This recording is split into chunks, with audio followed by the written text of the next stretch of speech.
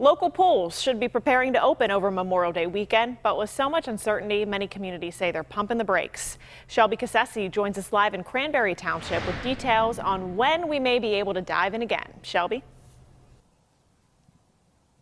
Megan, the pool here behind me in Cranberry Township should be getting ready to open in the next couple of weeks for Memorial Day weekend. But with stay-at-home orders still in effect, it's tough to tell when guests will be allowed on the other side of those fences again.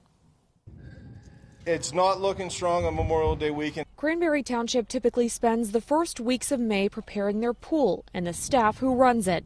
This year, that's been difficult to accomplish. We have, up to 200 seasonal staff that we bring on, and we want to be able to hit the ground running. So we're trying to figure out how much training we can do virtually. If the pool's open, the next challenge is keeping people safe. Things from sanitizing furniture as people get up, limiting crowds. We've talked about actually gridding the green space. Now Cranberry and neighboring communities are sharing ideas to find the best and safest way to open. We're all kind of lost in this without knowing where this is going to be. Whatever we do, we want to do it consistently. Butler County Commissioner Leslie Oshie isn't sure when county pools will open, but she anticipates they'll do it together. Open or not open or delay opening, together, because obviously there would be an impact on one pool if the other one doesn't open. Allegheny County pools normally open the first Saturday in June, but per the county's website, they have not determined when the pools will open,